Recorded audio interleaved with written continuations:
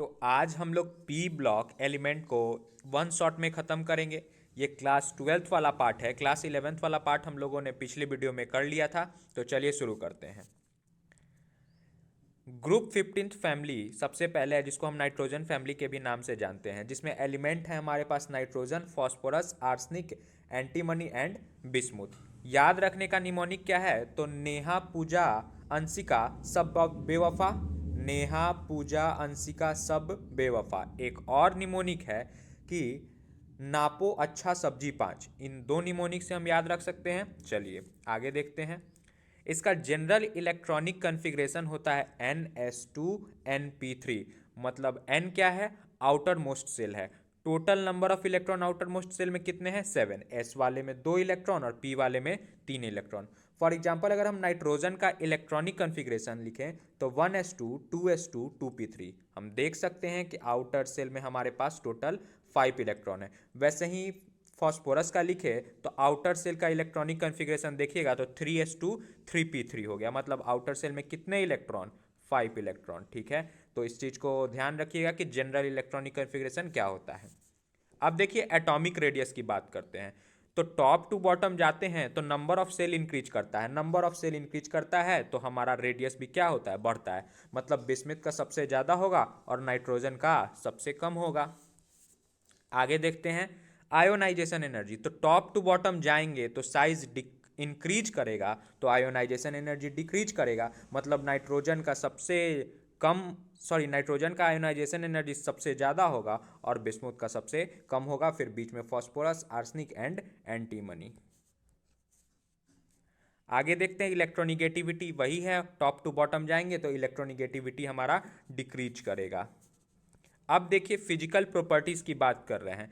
तो physical properties में हमारा जो नाइट्रोजन और फास्फोरस है वो नॉन मेटल है। आर्सेनिक जो है वो हमारा मेटलॉइड है और Sb और Bi जो है वो हमारा मेटल है। तो नॉन मेटल कौन है? ऊपर का Np, नीचे बीच में As वाला पार्ट हमारा मेटलॉइड्स है और Sb और Bi वाला पार्ट मेटल है। इसको ऐसे भी याद रख सकते हैं कि नापो वाला पार्ट नॉन मेटल, अच्छा वाला पार्ट मेटलॉइड और सब्जी वाला पार्ट मेटल। ठीक है, आगे देखते हैं। अब देखिए कुछ इंपॉर्टेंट पॉइंट। तो नाइट्रोजन जो है वो एग्जिस्ट करता है एज अ सॉलिड और बाकी सारे एलिमेंट नाइट्रोजन एग्जिस्ट करता है एज अ गैस और बाकी सारे एलिमेंट इस ग्रुप 15 के एग्जिस्ट करते हैं एज अ सॉलिड।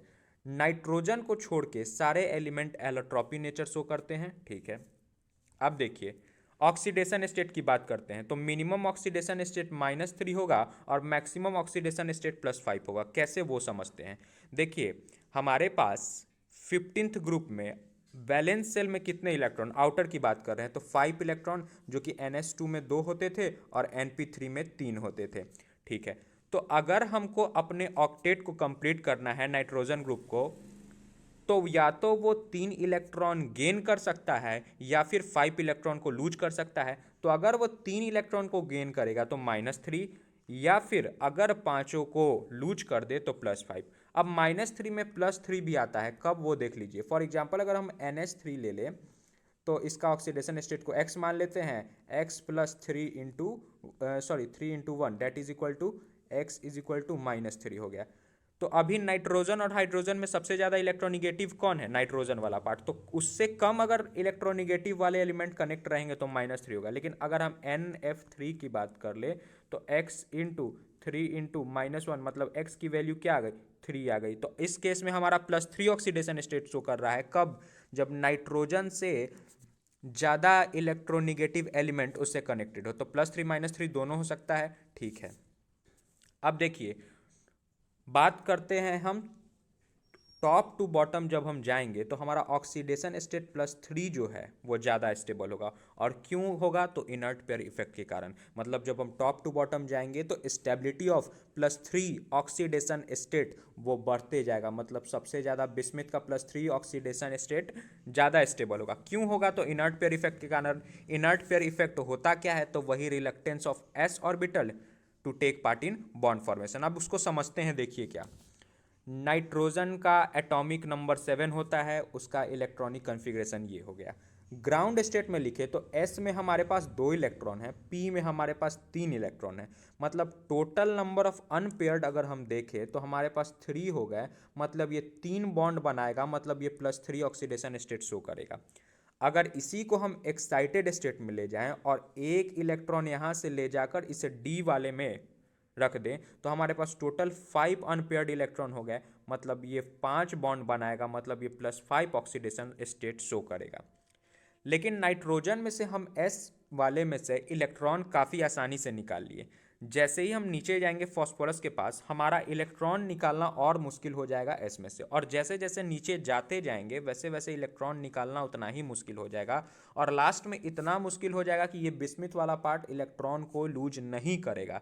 इसीलिए जैसे ही हम नीचे आने लगते हैं तो हमारा +3 का स्टेबिलिटी बढ़ जाता है, क्योंकि इलेक्ट्रॉन निकालना मुश्किल हो जाता है, और +5 का स्टेबिलिटी घट जाता है। ठीक है, +5 ऊपर ही ज़्यादा स्टेबल है, नीचे स्टेबल नहीं होगा, क्योंकि इलेक्ट्रॉन ऊपर आसानी से निकल जाता है।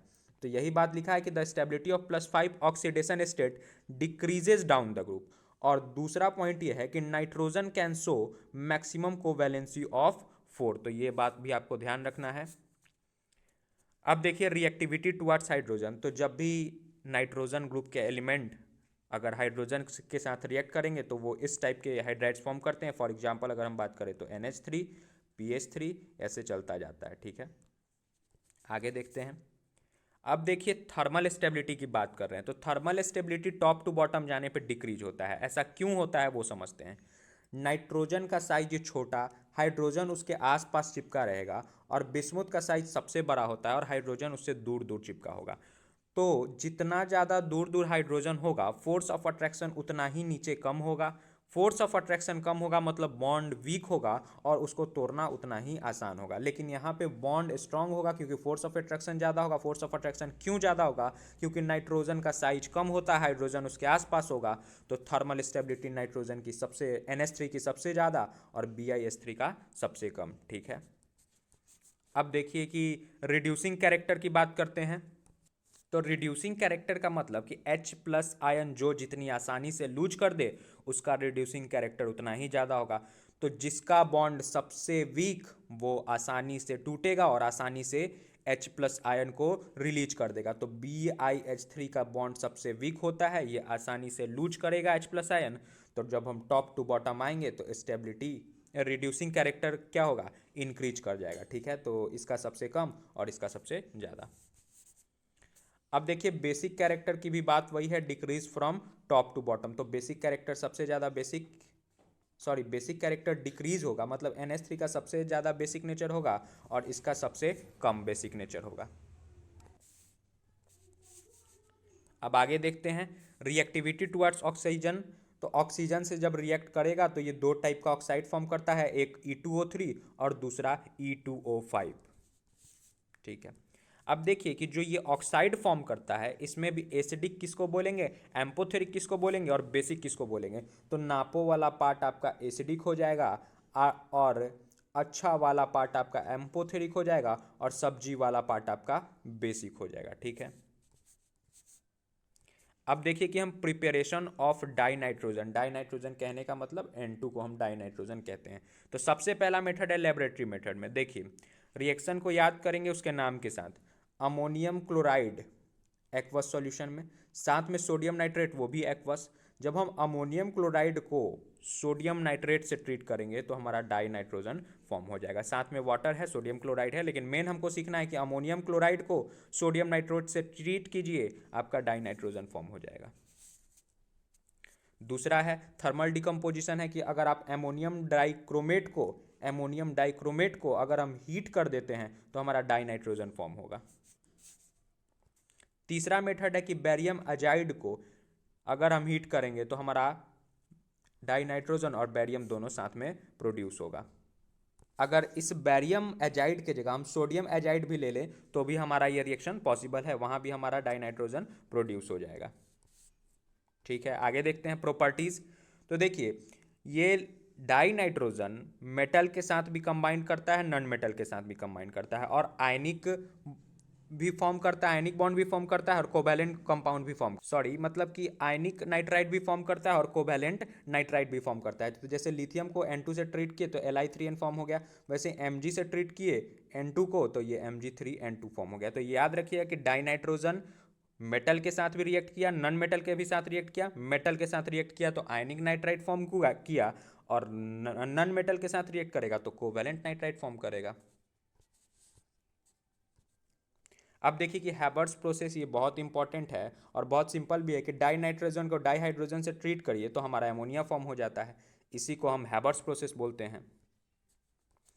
अब डाई नाइट्रोजन को अगर हम ऑक्सीजन से रिएक्ट कराएं तो हमारा नाइट्रिक ऑक्साइड फॉर्म होता है। अब देखिए कि अमोनिया को हम कैसे प्रिपेयर कर सकते हैं। तो अमोनियम क्लोराइड को अगर हम कैल्शियम हाइड्रोक्साइड से ट्रीट करें तो हमारा अमोनिया फॉर्म हो जाता है, ठीक है। या हम सिंपल बोल सकते हैं कि अमोनियम साल्ट को अगर हम कैल्शियम हाइड्रोक्साइड से या फिर सोडियम हाइड्रोक्साइड, अगर कहीं कॉस्टिक सोडा भी लिखा रहे तो वही मतलब है, तो अमोनियम साल्ट को वो क्लोराइड के फॉर्म में हो या फिर सल्फेट के फॉर्म में, अगर हम कैल्शियम हाइड्रोक्साइड या फिर सोडियम हाइड्रोक्साइड से ट्रीट करें तो हमारा अमोनिया फॉर्म हो जाता है, ठीक है। तो ये है अमोनियम क्लोराइड, इसको कैल्शियम हाइड्रोक्साइड से ट्रीट किया, अमोनिया फॉर्म हो गया, साथ में वाटर कैल्शियम क्लोराइड। फिर अमोनियम सल्फेट को भी सोडियम हाइड्रोक्साइड से ट्रीट किए तो हमारा अमोनिया फॉर्म हुआ। मतलब सिंपल शब्दों में हम ये कह सकते हैं कि अमोनियम के साल्ट को आप कैल्शियम हाइड्रोक्साइड से ट्रीट कराओ या फिर सोडियम हाइड्रोक्साइड के साथ ट्रीट कराओ, हमारा अमोनिया बन जाएगा।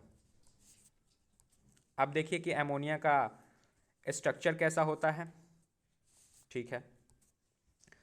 इसमें NH3 नाइट्रोजन की खोपड़ी पे एक लोन पेयर और 3 हाइड्रोजन बॉन्ड, मतलब 3+1 अगर हम हाइड्रोजन की बात करें तो हाइब्रिडाइजेशन की बात करें तो number of sigma bond plus lone pair, तो 3+1 4 हो गया, मतलब हाइब्रिडाइजेशन क्या हो गया sp3। और इसकी ज्योमेट्री कैसी होगी, ट्राइगोनल पिरामिडल। और ये एग्जामिनेशन में पूछा जाता है कि NH3 का कैसा होगा ज्योमेट्री और हाइब्रिडाइजेशन, ठीक है। एक खोपड़ी पे लोन पेयर होता है, इसको भी ध्यान रखिएगा। अब देखिए कि जो ऑक्साइड्स ऑफ नाइट्रोजन है उसमें जो हमको सबसे इम्पॉर्टेंट बात जो पढ़ना है वो स्ट्रक्चर पढ़ना है, ठीक है। तो आपको ये पांचों 6 स्ट्रक्चर याद होने चाहिए। जैसे N2O का स्ट्रक्चर देख लीजिए, ये है। फिर NO का स्ट्रक्चर काफ़ी सिंपल, N2O3 का भी स्ट्रक्चर काफ़ी सिंपल है, जिसमें 2 नाइट्रोजन के साथ ऑक्सीजन डबल बॉन्ड से कनेक्टेड है और एक एक बॉन्ड से। वैसे ही NO2 का है, N2O4 का है और N2O5 का है। ये सारे इंपॉर्टेंट हैं, इनसे क्वेश्चंस पूछे जाते हैं। तो ऑक्साइड्स ऑफ नाइट्रोजन में केवल और केवल हमको ये फिगर याद होने चाहिए और काफ़ी सिंपल फिगर है, आपको ध्यान रखना है। अब चलिए आगे देखते हैं नाइट्रिक एसिड, ठीक है। नाइट्रिक एसिड HNO3 को बोलते हैं, HNO3 को नाइट्रिक एसिड बोलते हैं। और अगर कोई पूछे कि हाइपोनाइट्रस एसिड किसको बोलते हैं तो H2N2O2 को बोलते हैं। ये इंपॉर्टेंट है, ये पूछा जा सकता है हाइपोनाइट्रस एसिड किसको बोलते हैं तो H2N2O2 को बोलते हैं। नाइट्रिक एसिड हमको पता है HNO3 को बोलते हैं। अब प्रिपेयर कैसे करेंगे वो देखते हैं कि अगर हम सोडियम नाइट्रेट को H2SO4 से ट्रीट करें तो हमारा HNO3 फॉर्म हो जाता है, ठीक है। सोडियम नाइट्रेट को सल्फ्यूरिक एसिड से ट्रीट किए, हमारा नाइट्रिक एसिड फॉर्म हो गया, साथ में NHSO4 भी फॉर्म होता है। चलिए अब देखिए ओस्टवाल्ड प्रोसेस, ये सबसे इंपॉर्टेंट प्रोसेस है नाइट्रिक एसिड को फॉर्म करने का और इससे क्वेश्चंस जरूर पूछे जाते हैं। तो जब हम अमोनिया को ऑक्सीजन से ट्रीट करेंगे in presence of platinum catalyst at temperature 500 kelvin तो हमारा नाइट्रिक ऑक्साइड फॉर्म होगा। फिर इसको फर्दर हम ऑक्सीजन से ट्रीट करेंगे तो हमारा NO2 फॉर्म होगा, ठीक है, नाइट्रोजन डाइऑक्साइड। और इस नाइट्रोजन डाइऑक्साइड को हम फर्दर वाटर से ट्रीट करेंगे तब जाके हमारा HNO3 फॉर्म होगा। मतलब हम फिर से देख लेते हैं एक बार कि अगर हमको ओस्टवाल्ड प्रोसेस से नाइट्रिक एसिड बनाना है और ओस्टवाल्ड प्रोसेस नाइट्रिक एसिड के प्रिपरेशन के लिए ही काम होता है तो हमारे पास 3 स्टेप हैं। पहला कि अमोनिया को ऑक्सीजन से ट्रीट कराइए, हमारा NO फॉर्म हुआ। इस NO को फिर से हम O2 से ट्रीट कराएं तो हमारा NO2 फॉर्म हुआ। NO2 को बोलते क्या हैं तो नाइट्रोजन डाइऑक्साइड बोलते हैं। और इस नाइट्रोजन डाइऑक्साइड को फिर से हम किससे ट्रीट कर रहे हैं, वाटर से, तो हमारा जाके एमोनिया बन जा रहा है, ठीक है। यही हमको ध्यान रखना है। चलिए आगे देखते हैं। अब देखिए कि HNO3 का हमारा ये स्ट्रक्चर है जो कि एक प्लेनर मॉलिक्यूल होता है। OH के बीच का बॉन्ड एंगल 102 होगा और OON के बीच का 130 डिग्री होगा। अब देखिए एक दो इंपॉर्टेंट रिएक्शन है कि जब नाइट्रिक एसिड को वाटर से ट्रीट करते हैं तो H3O पॉजिटिव साथ में NO2 आता है। लेकिन अगर ये वाला रिएक्शन बहुत इंपॉर्टेंट है, ठीक है, कॉपर को डाइल्यूट HNO3 से ट्रीट करेंगे तो हमारा नाइट्रिक एसाइड फॉर्म होगा, नाइट्रिक ऑक्साइड फॉर्म होगा और साथ में कॉपर नाइट्रेट फॉर्म होगा। फिर से सुन लीजिए, कॉपर को जब हम डाइल्यूट HNO3 से ट्रीट कर रहे हैं तो कॉपर नाइट्रेट तो फॉर्म होता ही है, साथ में नाइट्रिक ऑक्साइड फॉर्म होता है। और ये नाइट्रिक ऑक्साइड वाला बात इंपॉर्टेंट है, आगे देखिए क्यों इंपॉर्टेंट है। देखिए अब कॉपर को फिर से हम नाइट्रिक एसिड से ट्रीट कर रहे हैं, लेकिन इस बार हम कंसनट्रेटेड नाइट्रिक एसिड लिए हैं। और जब कंसनट्रेटेड नाइट्रिक एसिड लेंगे तो हमारा नाइट्रोजन डाइऑक्साइड फॉर्म होता है, ठीक है, नाइट्रोजन डाइऑक्साइड फॉर्म हुआ। पहले जब हम कॉपर में HNO3 से ट्रीट किए डाइल्यूट के साथ तो हमारा नाइट्रिक ऑक्साइड फॉर्म हुआ, लेकिन जब हम HNO3 के साथ कंसनट्रेटेड में ट्रीट कर रहे हैं तो हमारा नाइट्रोजन डाइऑक्साइड फॉर्म हुआ। फिर देखिए जिंक से अगर हम जिंक को डाइल्यूट HNO3 से ट्रीट किए तो जिंक नाइट्रेट तो फॉर्म हुआ ही, साथ में N2O फॉर्म हुआ। पीछे जब हम कॉपर के साथ डाइल्यूट ले रहे थे तो हमारा NO फॉर्म हो रहा था, और जिंक के साथ डाइल्यूट लिए तो N2O फॉर्म हो गया। फिर जिंक के साथ फिर कंसनट्रेटेड HNO3 को लीजिए तो फिर से आपका नाइट्रोजन डाइऑक्साइड। मतलब बात सिंपल है कि कॉपर हो या जिंक, अगर हम कंसनट्रेटेड HNO3 ले रहे हैं तो हमारा NO2 फॉर्म होगा, ठीक है, नाइट्रेट के साथ NO2 फॉर्म होगा। लेकिन अगर हम डाइल्यूट ले रहे हैं तो जिंक वाले में N2O फॉर्म होगा जिसको हम नाइट्रस ऑक्साइड बोलते हैं, और कॉपर वाले में NO फॉर्म होगा, ठीक है। अब देखिए कि आयोडीन, कार्बन और सल्फर और फॉस्फोरस, इन चारों को अगर हम HNO3 से ट्रीट कराएंगे तो ये इसके करस्पॉन्डिंग ऑक्साइड में बदल देते हैं, एसिड में बदल देते हैं, ठीक है। तो I2 को अगर हम HNO3 से ट्रीट किए तो हमारा आयोडिक ऑक्साइड एसिड बन गया, कार्बन को ट्रीट किए तो कार्बन डाइऑक्साइड बन गया, सल्फर को ट्रीट किए HNO3 से तो सल्फ्यूरिक एसिड बन गया, और फॉस्फोरस को ट्रीट किए तो हमारा H3PO4 जिसको हम फॉस्फोरिक एसिड भी बोलते हैं। आगे देखते हैं, चलिए। अब देखिए कि ब्राउन रिंग टेस्ट क्या है। तो इसमें NO3 को हम आयरन से ट्रीट करते हैं इन प्रेजेंस ऑफ एसिड, तो हमारा ये आयरन का ऑक्सीडेशन हो जाता है। फर्दर हम इस कॉम्प्लेक्स को NO से ट्रीट करते हैं तो यहाँ से 1 मोल ऑफ वाटर निकल जाता है और ये NO अंदर चला जाता है। यही है हमारा ब्राउन रिंग टेस्ट, सिंपल था। अब देखिए कि P4 का स्ट्रक्चर कैसा होता है। तो ये P4 का स्ट्रक्चर होता है वाइट फॉस्फोरस, ये एक एलोट्रॉप ऑफ फॉस्फोरस है जिसमें वाइट फॉस्फोरस सबसे पहला है, जिसको हम P4 के नाम से जानते हैं। PP के बीच का एंगल 60 डिग्री होगा। आगे देखिए, अब देखिए कि वाइट फॉस्फोरस को जब हम सोडियम हाइड्रोक्साइड से ट्रीट करेंगे तो हमारा फॉस्पाइन बनाएगा, साथ में NaH2PO2 जिसको हम सोडियम हाइपोफॉस्फाइड बोलते हैं, इसको हम सोडियम हाइपोफॉस्फाइड बोलते हैं। तो जब हम वाइट फॉस्फोरस को सोडियम हाइड्रोक्साइड के साथ ट्रीट करेंगे तो हमारा फॉस्पाइन बनाएगा, साथ में सोडियम हाइपोफॉस्फाइड बनाता है। फिर P4 को 5O2 से ट्रीट करिए तो P4O10 बनाएगा, और ये इंपॉर्टेंट भी है दोनों रिएक्शन, ठीक है। आगे चलते हैं। अब देखिए कि रेड फॉस्फोरस एक दूसरा एलोट्रॉप ऑफ फॉस्फोरस है जो कि ऑब्टेन करता है बाय हीटिंग वाइट फॉस्फोरस। अगर हम वाइट फॉस्फोरस को हीट करेंगे तो हमारा रेड फॉस्फोरस बनेगा। अब रेड फॉस्फोरस का स्ट्रक्चर ये है, और यहाँ से जो क्वेश्चन पूछा जाता है कि कितने PP बॉन्ड हैं इस रेड फॉस्फोरस में, तो काउंट कर लेते हैं। 1 2 3 4 5, एक में यहाँ पे 5 हैं और यहाँ ऐसा 3 है तो 5 यहाँ भी और 5 यहाँ भी, मतलब टोटल 15 हुए। और साथ में ये PP वाला बॉन्ड और ये PP वाला बॉन्ड, मतलब टोटल 15 + 2 17 PP बॉन्ड होते हैं रेड फॉस्फोरस में। ये प्रीवियस ईयर क्वेश्चंस में पूछे भी गए हैं, ठीक है। तो रेड फॉस्फोरस का स्ट्रक्चर ये हो गया और ये पूरा पार्ट, और इसमें PP बॉन्ड वाला जो इंपॉर्टेंट क्वेश्चन वाला पार्ट है, total number of 17 PP bond होते हैं, ठीक है। अब देखिए कि ब्लैक फॉस्फोरस भी एक एलोट्रॉप ऑफ फॉस्फोरस ही है जो कि 2 टाइप का होता है, एक alpha black and beta black phosphorus. Alpha black वाला जो पार्ट है वो फॉर्म्ड होता है व्हेन रेड फॉस्फोरस को जब हम हीट करते हैं, और बीटा ब्लैक वाला जो पार्ट है वो फॉर्म होता है जब हम वाइट फॉस्फोरस को हीट करते हैं। तो फॉस्फोरस के हम एलोट्रॉप को देख लिए कि पहला था वाइट फॉस्फोरस, फिर दूसरा था रेड फॉस्फोरस जो कि हीट करने पे व्हाइट फॉस्फोरस के हीट करने पे फॉर्म होता था। और तीसरा था ब्लैक फॉस्फोरस, जिसमें दो पार्ट, एक अल्फा ब्लैक दूसरा बीटा ब्लैक। अल्फा ब्लैक तब फॉर्म हुआ जब हम रेड फॉस्फोरस को हीट किए, और बीटा ब्लैक तब फॉर्म हुआ जब हम व्हाइट फॉस्फोरस को हीट किए। अब देखिए फॉस्फाइन क्या है। तो कैल्शियम फॉस्फाइड को जब हम वाटर से ट्रीट करते हैं तो हमारा फॉस्फाइन बनता है, साथ में कैल्शियम हाइड्रोक्साइड भी बनता है। फिर कैल्शियम फॉस्फाइड को अगर हम क्लोरिक एसिड मतलब हाइड्रोक्लोरिक एसिड से ट्रीट करें तो भी हमारा फॉस्फाइन बनता है। तो फॉस्फाइन बनाने का तरीका दो है कि आप कैल्शियम फॉस्फाइड को एक बार वाटर से ट्रीट करिए या फिर एसिड से ट्रीट करिए। तीसरा मेथड है कि फॉस्फेनियम आयोडाइड को, इसको फॉस्फेनियम आयोडाइड बोलते हैं, क्यूएच से ट्रीट करिए तो आपका फॉस्फाइन बना देगा, साथ में वाटर पोटेशियम आयोडाइड।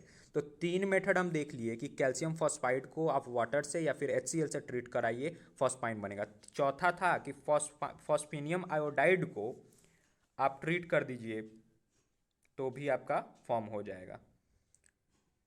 ठीक है, फॉस्फेनियम आयोडाइड को हम ट्रीट कर दिए किससे, पोटेशियम हाइड्रोक्साइड से।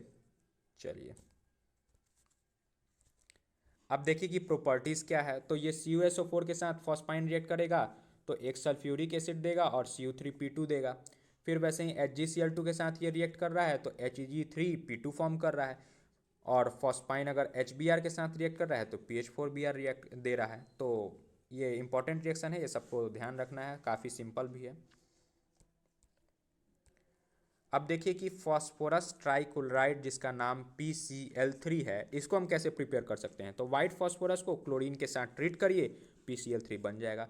दूसरा है कि P4 को अगर आप थायोनाइल क्लोराइड से ट्रीट करते हैं तो आपका PCl3 साथ में SO2 और H2Cl2 बनेगा। तो दो पहला मेथड कि वाइट फॉस्फोरस को आप थायोनाइल क्लोराइड के साथ ट्रीट करिए या फिर क्लोराइड के साथ ट्रीट करिए, वो आपका PCl3 जिसको हम फॉस्फोरस ट्राइक्लोराइड बोलते हैं वो फॉर्म करेगा। अब देखिए कि इसकी प्रॉपर्टीज़ क्या है कि जब ये वाटर के साथ रिएक्ट करेगा तो H3PO3 बनाएगा। अगर ये एसिड के साथ, ये इंपॉर्टेंट है, अगर ये एसिड के साथ रिएक्ट करेगा तो एसिड क्लोराइड बनाएगा। मतलब इस CH3 के जगह अगर कुछ ऐसा लिखा रहता RCOOH तो बस यहाँ से OH को हटा के क्लोरीन लगा देना है, मतलब एसिड क्लोराइड बन जाएगा। वैसे ही अल्कोहल अगर PCl3 से ट्रीट कराएंगे तो अल्काइल क्लोराइड बनेगा। ठीक है, अल्कोहल को अगर हम PCl3 से ट्रीट करेंगे तो अल्काइल क्लोराइड बनेगा और साथ में बाई प्रोडक्ट H3PO3 भी बनेगा। अब देखिए PCl5 की बात करते हैं। तो P4 को फिर से वाइट फॉस्फोरस को क्लोरीन से ट्रीट कराएंगे तो PCl5 बनेगा, लेकिन अब क्लोरीन की जो अमाउंट है उसको हम एक्सेस लेके चलेंगे। ठीक है, दूसरा है कि P4 को SO2Cl2 से ट्रीट करिए तो आपका PCl5 और साथ में SO2 केवल फॉर्म होगा बाई प्रोडक्ट में। ठीक है, प्रॉपर्टीज़ देख लेते हैं कि अगर ये वाटर के साथ रिएक्ट करेगा तो POCl3 फॉर्म करेगा। फिर POCl3, अच्छा ये सॉरी POCl5 होगा, यहाँ ये POCl5 होगा। ठीक है, PCl3 नहीं, POCl5 होगा। फिर से देख लीजिए इसको कि अगर हम PCl5 को वाटर से ट्रीट करेंगे तो POCl3 साथ में HCl फॉर्म करेगा, और फिर इस POCl3 को वाटर से हम ट्रीट कराएंगे तो हमारा H3PO4 फॉर्म हो जाएगा, साथ में HCl। PCl5 को हीट करते हैं तो PCl3 प्लस Cl2 फॉर्म होता है। अब देखिए ये दोनों फिर से इंपॉर्टेंट रिएक्शन आ गया कि अगर आप अल्कोहल को PCl5 से ट्रीट कराएंगे तो अल्काइल क्लोराइड बनेगा, और कार्बोक्सिलिक एसिड को अगर PCl5 से ट्रीट कराएंगे तो एसिड क्लोराइड बनेगा। हो गया ख़त्म। अब देखिए जो PCl5 का स्ट्रक्चर है ये बहुत इंपॉर्टेंट है, ये स्ट्रक्चर पूछा जाता है, और इस स्ट्रक्चर के बारे में क्या खास बात है ये आपको बताया जाएगा अभी। तो देखिए PCl5 का जो स्ट्रक्चर होता है वो ट्राइगोनल बाइपिरामिडल स्ट्रक्चर है। ठीक है, और इसमें 2 एक्सियल बॉन्ड होते हैं और 3 इक्वेटोरियल बॉन्ड होते हैं। अब एक्सियल किसको बोलते हैं वो देख लेते हैं, और इक्वेटोरियल किसको बोलते हैं वो देखिए। इन दोनों बॉन्ड को हम एक्सियल बॉन्ड बोलते हैं, और ये दोनों यहाँ से जो ये यहाँ पे लगा है, यहाँ पे लगा है, यहाँ पे लगा है, इन तीनों को हम इक्वेटोरियल बॉन्ड बोलते हैं। फिर से समझिए, एक्सियल जो फॉस्फोरस के 90 डिग्री पे है, और इक्वेटोरियल जो इन तीनों का है। तो 2 एक्सियल बॉन्ड हो गए हमारे पास और 3 इक्वेटोरियल बॉन्ड हो गए। ठीक है, अब इसका स्ट्रक्चर ट्राइगोनल बाइपिरामिडल है ही, ये बात इंपॉर्टेंट है, और ये दोनों क्वेश्चन ओरिएंटेड पार्ट है। ठीक है, अब देखिए कि ऑक्जा एसिड ऑफ फॉस्फोरस, तो इसमें आपको ये पूछा जाता है कि इसके बीच कितने OH बॉन्ड हैं, कितने PH बॉन्ड हैं और कितना PO बॉन्ड है। तो ये सारे आपको याद करने पड़ेंगे। अगर आप याद नहीं करना चाहते हैं तो आपको ये फिगर बनाने आना चाहिए। फॉर एग्जाम्पल देखिए, ऑर्थोफॉस्फोरिक एसिड की अगर हम बात करें जिसका फॉर्मूला H3PO4 होता है, तो इसमें POH बॉन्ड 3 है। आप देख लीजिए POH बॉन्ड 3 है, PO डबल बॉन्ड O कितने 1। वैसे ही आप H4P2O7 का देख सकते हैं जिसका नाम पायरोफॉस्फोरिक एसिड है, जिसमें POH बॉन्ड 4 है। POH बॉन्ड कितने हैं 4 हैं। P डबल बॉन्ड O कितने हैं 2 हैं। POP बॉन्ड कितने हैं 1 है। तो ऐसे ही आपको इन सारे का फॉर्मूला याद होना चाहिए, नाम याद होना चाहिए, और स्ट्रक्चर अगर आप एक बार बना लोगे तो सीख जाओगे। तो ये सारे बहुत इंपॉर्टेंट है, खासकर ये लास्ट दोनों वाले। तो इनमें कितने POP बॉन्ड हैं, कितने POH बॉन्ड हैं, तो 3 POH बॉन्ड हैं। POP बॉन्ड भी शायद 3 ही है, यहाँ पे लिखा हुआ भी, आप वहाँ से भी देख सकते हैं। मेटाफॉस्फोरिक एसिड में POP बॉन्ड कितने 3, POH बॉन्ड भी कितने हैं हमारे पास 3 हैं। तो आपको ये ध्यान होना चाहिए। तो अब ऑक्सीजन फैमिली की बात करते हैं। तो ऑक्सीजन में फैमिली में हमारे पास एलिमेंट है oxygen, sulphur, selenium, टेलेनियम and polonium. इसको ग्रुप 16 के फैमिली के भी नाम से जानते हैं। अब इसको याद करने का निमोनिक ये है कि ओ से टेपू, ठीक है, ओ से टेपू, ठीक है। ये काफ़ी सिंपल है और आप लोग को याद भी होगा। चलिए आगे देखते हैं। जनरल इलेक्ट्रॉनिक कन्फिग्रेशन जो है इसका वो NS2 NP4 है। N क्या है आउटर सेल, N की वैल्यू 2 से 7 तक लाई करती है।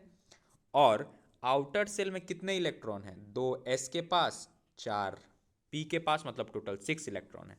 फॉर एग्जाम्पल अगर हम ऑक्सीजन का इलेक्ट्रॉनिक कन्फिग्रेशन लिखें तो 1s2 2s2 2p4, outer shell में टोटल 6 इलेक्ट्रॉन, ठीक है। वैसे ही सल्फर में देख सकते हैं तो आउटर सेल में टोटल 6 इलेक्ट्रॉन। अब ऑक्सीजन के नीचे गए, ऑक्सीजन में हमारे पास 2s था 2p था। वैसे ही सल्फर में देखो तो 3s 3p था। वैसे ही उसके नीचे जाएंगे तो 4s 4p, 5s 5p, 6s 6p, ऐसे चलता जाएगा। बस ध्यान ये रखना है कि आउटर सेल में हमारे पास 6 इलेक्ट्रॉन होने चाहिए, 2s वाले के पास और 4 p वाले के पास।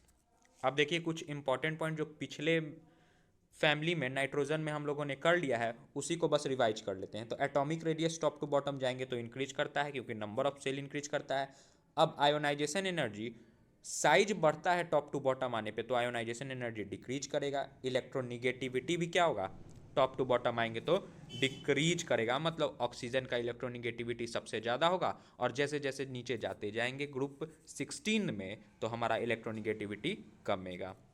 अब देखिए इलेक्ट्रॉन गेन इंथैल्पी, तो टॉप टू बॉटम आएंगे तो इलेक्ट्रॉन गेन इंथैल्पी क्या होता है कमता है। तो ऑर्डर क्या होना चाहिए ऑक्सीजन का सबसे कम, और फिर सल्फर, फिर सेलेनियम, फिर टेलेनियम एंड फिर पोलेनियम। लेकिन ऑक्सीजन को अभी हम यहाँ पे नहीं लिख रहे हैं, ये नहीं होगा। बाकी सल्फर से यहाँ तक तो ठीक है, लेकिन सबसे लास्ट में हम ऑक्सीजन को यहाँ पे ले जा रहे हैं। ऐसा क्यों? तो क्योंकि कॉम्पैक्ट नेचर होता है ऑक्सीजन एटम का, इसीलिए इसका इलेक्ट्रॉन गेन इंथैल्पी क्या होता है कम होता है। हम ये बोले कि टॉप टू बॉटम आते हैं तो इलेक्ट्रॉन गेन इंथैल्पी कम होता है, लेकिन ऑक्सीजन का ही सबसे कम हो जा रहा है। ऐसा क्यों? तो ऑक्सीजन का कॉम्पैक्ट नेचर होता है, इसीलिए इलेक्ट्रॉन गेन इंथैल्पी इसकी सबसे कम होगी। अब देखिए फिजिकल प्रॉपर्टी की बात करते हैं तो ऑक्सीजन और सल्फर हमारा नॉन मेटल है, सेलेनियम टेलेनियम हमारा मेटलॉइड्स है, और सबसे लास्ट वाला पार्ट हमारा मेटल है। और ये पूछा भी जाता है कि इन सब में से रेडियो एक्टिव कौन है, तो हमारा सबसे पीओ जो है पोलेनियम जो है वो हमारा रेडियो एक्टिव होगा। अब देखिए ऑक्सीडेशन स्टेट की बात कर लेते हैं। तो मिनिमम ऑक्सीडेशन स्टेट इनके द्वारा -2 से किया जाएगा और मैक्सिमम +6। कहानी वही है कि आउटर सेल में 6 इलेक्ट्रॉन है, या तो +2 गेन करके अपने ऑक्टेट को कंप्लीट कर सकते हैं या फिर +6 को लूज करके कंप्लीट कर सकते हैं। अच्छा, इसके बारे में और कुछ पढ़ते हैं। देखिए सल्फर का इलेक्ट्रॉनिक कन्फिग्रेशन हम लिखे तो एटॉमिक नंबर 16 होता है। 10 इलेक्ट्रॉन नियॉन लेके चला गया, S में 2, P में 4 और D में 0 हो गया, ठीक है। ग्राउंड स्टेट में देखें तो S कंप्लीटली फिल्ड है तो दोनों इलेक्ट्रॉन रख दिए। P में 4 इलेक्ट्रॉन है तो P का एक डब्बा कंप्लीटली फिल्ड, मतलब 2 इलेक्ट्रॉन, और बाकी दोनों में एक एक। तो अभी ग्राउंड स्टेट में देखें तो हमारे पास total number of unpaired electron 2 हैं, मतलब 2 बॉन्ड बनेंगे, मतलब हमारे पास ऑक्सीडेशन स्टेट +2 हो जाएगा। लेकिन हम पहले एक्साइटेड स्टेट में चले जाते हैं और इस एक इलेक्ट्रॉन को निकाल के यहाँ पे ले आ दिए। देखिए एक इलेक्ट्रॉन को निकाल के यहाँ पे ला दिए। अब total number of unpaired electron 4, मतलब 4 बॉन्ड बनेगा, मतलब ऑक्सीडेशन स्टेट 4 हो गया। एक बार और एक्साइटेड स्टेट 2 में चले जाते हैं और इस S वाले में से एक और इलेक्ट्रॉन निकाल के इसे D वाले में डाल देते हैं। अब हमारे पास टोटल इलेक्ट्रॉन कितने हो गए? 6 हो गए, मतलब सल्फर +2 +4 +6 ऑक्सीडेशन स्टेट शो करेगा। लेकिन सल्फर के नीचे जैसे ही हम चले जाएंगे तो हमारा इलेक्ट्रॉन निकालना मुश्किल हो जाएगा, जिसकी वजह से +6 की स्टेबिलिटी कमेगी और +4 की स्टेबिलिटी बढ़ेगी। ये पीछे भी पढ़ा चुके हैं नाइट्रोजन फैमिली में। तो on moving from top to bottom +4 oxidation state become more stable due to inert pair effect. Inert pair effect क्या होता था? तो s ऑर्बिटल में से इलेक्ट्रॉन निकालना नीचे जाने पे मुश्किल हो जाता था। ठीक है, आगे देखते हैं। अब देखिए कि हाइड्रोजन के साथ जब इस ग्रुप के एलिमेंट रिएक्ट करते हैं तो इस टाइप के हाइड्राइड फॉर्म करते हैं। जैसे आप एग्जांपल ले सकते हैं H2O या फिर H2S, इस टाइप के फॉर्म करते हैं। ठीक है, इसकी प्रॉपर्टीज़ के बारे में बात करते हैं तो थर्मल स्टेबिलिटी सबसे पहला है। थर्मल स्टेबिलिटी डिक्रीज करता है, टॉप टू बॉटम जाते हैं तो टॉप टू बॉटम जाने पे साइज इंक्रीज करता है। साइज इंक्रीज करेगा मतलब फोर्स ऑफ अट्रैक्शन डिक्रीज करेगा। फोर्स ऑफ अट्रैक्शन डिक्रीज करेगा मतलब बॉन्ड वीक होगा, उसको तोड़ना ही उतना आसान होगा, इसीलिए इसका थर्मल स्टेबिलिटी सबसे ज़्यादा होगा और इसका थर्मल स्टेबिलिटी सबसे कम होगा। एसिडिक कैरेक्टर, वही बात जो पीछे पढ़े थे नाइट्रोजन फैमिली में कि डाउन द ग्रुप इंक्रीज करता है। क्यों इंक्रीज करता है? साइज बढ़ेगा, H+ आयन को लूज करना आसान होगा, तो बस इंक्रीजेस एसिडिक कैरेक्टर। अब देखिए all the hydride show reducing property except H2O। Water जो है वो रिड्यूसिंग प्रॉपर्टी नहीं शो करता। सो अगर हम ऑर्डर ऑफ रिड्यूसिंग प्रॉपर्टी देखें तो वाटर का सबसे कम होगा और टेलेनियम का ज़्यादा, फिर सेलेनियम का, फिर सल्फर का। ठीक है, ये भी काफ़ी सिंपल है। सारी चीज़ों को हम नाइट्रोजन फैमिली में देख चुके हैं। अब देखिए कि रिएक्टिविटी विथ ऑक्सीजन, तो जब ऑक्सीजन से इस ग्रुप के एलिमेंट रिएक्ट करेंगे तो 2 टाइप ऑफ ऑक्साइड फॉर्म करेंगे। एक EO2, मतलब जैसे आप ले सकते हैं कोई भी E के जगह कोई भी इस ग्रुप के एलिमेंट को, दूसरा EO3 टाइप। ठीक है, reducing property decreases down the group, अभी पढ़ा दे चुके हैं कि जैसे जैसे हम नीचे जाएंगे तो रिड्यूसिंग प्रॉपर्टी क्या होगा? डिक्रीज करेगा। सॉरी, पिछले स्लाइड पे जो हम लोगों ने देखा वो तो हाइड्राइड के लिए था, जब H2 के साथ कोई भी रिएक्शन होता था तब। अभी तो हम लोग बात कर रहे हैं किसके लिए? ऑक्सीजन के लिए जो हमारा बनता है, तो उसके लिए रिड्यूसिंग प्रॉपर्टी डिक्रीज करता है डाउन द ग्रुप। ठीक है, अब देखिए कि रिएक्टिविटी विथ हैलोजन की बात कर लेते हैं। तो एलिमेंट ऑफ ग्रुप 16 फॉर्म करता है 3 टाइप ऑफ हैलाइड्स। एक है EX6, EX4 एंड EX2, जिसमें सबसे ज़्यादा स्टेबल EX4 वाला होता है। ठीक है, आगे देखते हैं। अब देखिए स्टेबिलिटी ऑफ हाइलाइट्स, सिंपल सा बात है कि साइज बढ़ेगा तो स्टेबिलिटी ऑफ हाइलाइट्स घटता है। तो फ्लोरीन वाला हाइलाइट सबसे ज़्यादा स्टेबल, फिर क्लोरीन वाला, फिर ब्रोमीन वाला और फिर आयोडीन वाला। अब देखिए कि डाई ऑक्सीजन की बात कर रहे हैं, जिसको हम प्रिपेयर कैसे कर सकते हैं। तो डाई ऑक्सीजन को प्रिपेयर करने का तरीका ये है कि आप पोटेशियम क्लोरेट ले लीजिए इसके जगह, ये पोटेशियम क्लोरेट है, या इसके जगह हम पोटेशियम नाइट्रेट ले लें या पोटेशियम परमैंगनेट ले लें। उसको अगर हीट करते हैं MnO2 के प्रेजेंस में तो हमारा डाई ऑक्सीजन फॉर्म हो जाएगा। फिर से सुन लीजिए, पोटेशियम क्लोरेट हो या मैग्नेट हो या परमैंगनेट हो या फिर नाइट्रेट हो, MnO2 के प्रेजेंस में हीट करेंगे तो हमारा डाई ऑक्सीजन दे देगा। दूसरा है कि अगर हाइड्रोजन पेरोक्साइड को आप हीट कीजिए तो हमारा डाइऑक्सीजन ऑक्सीजन फॉर्म हो जाएगा। ठीक है, डाइऑक्सीजन। अब देखिए कि प्रॉपर्टीज़ क्या है। तो ये कैल्शियम के साथ अगर डाइऑक्सीजन को हम ट्रीट कर दें तो कैल्शियम ऑक्साइड फॉर्म हो गया। एल्युमिनियम के साथ ट्रीट किए तो एल्युमिनियम ऑक्साइड। फिर वैसे ही P4 के साथ O2 को ट्रीट किए तो P4O2। कार्बन के साथ ट्रीट किए तो कार्बन डाइऑक्साइड फॉर्म हो गया। अब जिंक सल्फाइड के साथ भी ट्रीट किए तो हमारा जिंक ऑक्साइड। फिर मीथेन के साथ ट्रीट किए तो कार्बन डाइऑक्साइड। फिर SO2 के साथ ट्रीट किए इन प्रेजेंस ऑफ B2O5 तो SO3 फॉर्म हुआ। अब ये इम्पॉर्टेंट, बहुत इंपॉर्टेंट रिएक्शन है, ये आगे भी हमको पढ़ना है कि जब हमको SO2 से SO3 बनाना है तो हमको क्या करना होगा? O2 के साथ ट्रीट करेंगे। कैटलिस्ट कौन सा होगा? B2O5। ये कैटलिस्ट भी बहुत इंपॉर्टेंट है कि जब हमको SO2 से SO3 जाना है तो हम तो ऑक्सीजन से ट्रीटमेंट कर ही रहे हैं, लेकिन इन प्रेजेंस ऑफ कैटलिस्ट क्या होना चाहिए? B2O5। अगला है कि हाइड्रोक्लोरिक एसिड को O2 से ट्रीट किए इन प्रेजेंस ऑफ CuCl2, तो हमारा Cl2 बना और साथ में वाटर बन गया। ठीक, अब देखिए ओजोन, ये एलोट्रोप्स ऑफ ऑक्सीजन है जिसका स्ट्रक्चर ये होता है, एक के साथ डबल बॉन्ड और एक के साथ ऑक्सीजन ऑक्सीजन के बीच सिंगल बॉन्ड। अच्छा, अब देखिए ये इसका रिएक्शन हम देख लेते हैं। तो PbS के साथ अगर O3 को ट्रीट कराएंगे तो PbSO4 बनेगा और NO के साथ ट्रीट कराएंगे तो NO2 फॉर्म होगा। अब देखिए कि सल्फर का एलोट्रॉपिक फॉर्म, तो सल्फर दो टाइप का एलोट्रॉप शो करता है, एक अल्फा सल्फर, एक बीटा सल्फर। अल्फा सल्फर को हम रोम्बिक सल्फर भी बोलते हैं और बीटा सल्फर को हम मोनोक्लिनिक सल्फर भी बोलते हैं। अब देखिए दोनों का प्रॉपर्टीज इंपॉर्टेंट है। तो रोम्बिक सल्फर जो है वो येलो होता है कलर में और वो सॉल्यूबल नहीं होता वाटर में, लेकिन डिजॉल्व करता है बेंजीन, अल्कोहल और ईथर में। ठीक है, रोम्बिक सल्फर येलो कलर का होता है, वो डिजॉल्व वाटर में नहीं करता लेकिन बेंजीन अल्कोहल में कर जाता है। और तीसरा पॉइंट है कि ये सॉल्यूबल होता है किसमें, कार्बन डाइसल्फाइड में। चौथा सॉरी, अब दूसरा है मोनोक्लिनिक सल्फर जिसको हम बीटा सल्फर भी बोलते हैं। तो ये सॉल्यूबल होता है कार्बन डाइसल्फाइड में और इसको हीट करते हैं जब रोम्बिक सल्फर को, तब हमारा मोनोक्लिनिक सल्फर फॉर्म होता है। या ऐसे भी बोल सकते हैं कि अल्फा सल्फर को हीट करिएगा तो बीटा सल्फर फॉर्म होगा। अब जो यहाँ पे इम्पॉर्टेंट है वो है S8 जिसका स्ट्रक्चर होता है क्राउन शेप टाइप का। जिस S8 का आप ये स्ट्रक्चर देख लीजिए, जिसमें फेमस क्वेश्चन ये पूछा जाता है कि S और S के बीच कितने नंबर ऑफ बॉन्ड होंगे। तो 8 बॉन्ड देख लीजिए, काउंट S 1 2 3 4 5 6 7 और 8 टोटल। यहाँ पे बॉन्ड एंगल कितना हो जाएगा, 107 डिग्री। NCERT में दिया है, सो इंपॉर्टेंट स्ट्रक्चर है। वैसे ही S6 का हो गया तो SS बॉन्ड कितने हो गए टोटल, 6। अब देखिए कि सल्फर डाइऑक्साइड, तो इसको हम प्रिपेयर कैसे कर सकते हैं, S+O2, सल्फर को ऑक्सीजन से ट्रीट करिए, सल्फर डाइऑक्साइड फॉर्म हो जाएगा। फिर सल्फेट आयन को आप एसिड से ट्रीट करिए तो भी आपका SO2 सल्फर डाइऑक्साइड फॉर्म हो जाएगा, साथ में वाटर। तो दो तरीका, एक तो पहला बहुत सिंपल था और दूसरा था कि सल्फाइड को हम एसिड से ट्रीट कर दिए तो हमारा बन गया। ठीक है, आगे देखते हैं। अब देखिए कि अगर हम सल्फाइड ओर का रोस्टिंग करेंगे तो भी हमारा बाई प्रोडक्ट के फॉर्म में ये बन जाएगा सल्फर डाइऑक्साइड।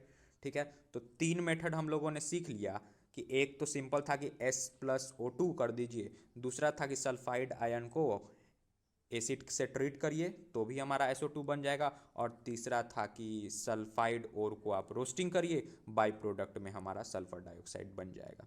ठीक है, अब देखिए कि इसकी प्रॉपर्टीज़ क्या है। तो सबसे पहला SO2 वाटर से रिएक्ट करता है तो H2SO3 फॉर्म करता है, मतलब सल्फरस एसिड फॉर्म करता है। तो जब कभी भी हम सल्फर डाइऑक्साइड को वाटर से ट्रीट कराएंगे तो हमारा सल्फरस एसिड फॉर्म होगा।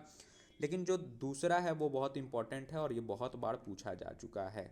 क्या है कि सोडियम हाइड्रोक्साइड को आप सल्फर डाइऑक्साइड से ट्रीट कराइएगा तो आपका Na2SO3 फॉर्म होता है, जिसको हम सोडियम सल्फाइड बोलते हैं।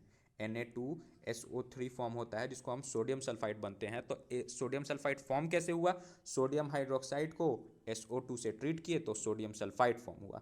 इस सोडियम सल्फाइड को अगर अब फिर से हम SO2 से ट्रीट करें इन प्रेजेंस ऑफ वाटर तो हमारा सोडियम हाइड्रोजन सल्फाइड फॉर्म होता है, सोडियम हाइड्रोजन सल्फाइड।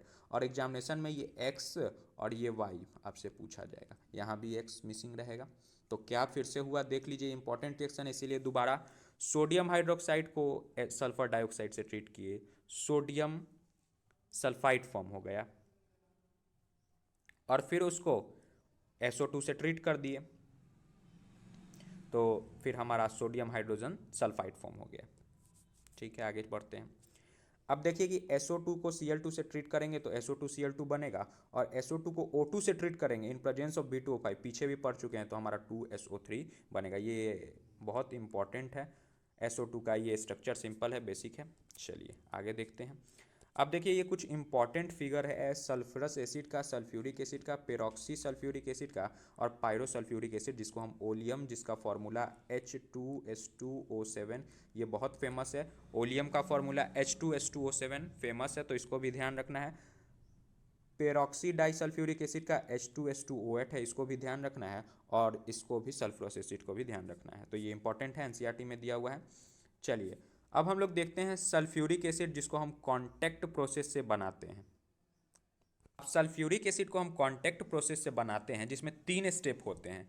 पहला स्टेप क्या है कि आप सल्फर को ट्रीट करिए या फिर उसके ओर से, ताकि हमारा SO3 बन जाए। और वो भी किससे ट्रीट करना है, तो ऑक्सीजन से। तो पहला स्टेप था कि सल्फर या फिर उसके ओर को ऑक्सीजन से ट्रीट करिए ताकि हम SO3 बना पाएँ।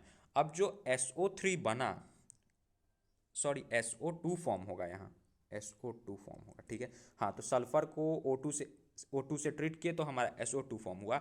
अब इस SO2 को हमको SO3 में लाना है, तो 2 स्लाइड में सिखा चुके हैं कि ये O2 से ट्रीट करेंगे in presence of catalyst B2O5, तो हमारा SO3 फॉर्म हो जाएगा। और फिर इस SO3 को H2SO4 से ट्रीट करेंगे तो हमारा ये ओलियम फॉर्म हो जाएगा H2H2O7। और इसी पूरे प्रोसेस को हम कॉन्टैक्ट प्रोसेस कहते हैं। ये तीनों स्टेप आपको याद होना चाहिए, पूछा जाएगा एग्जाम में।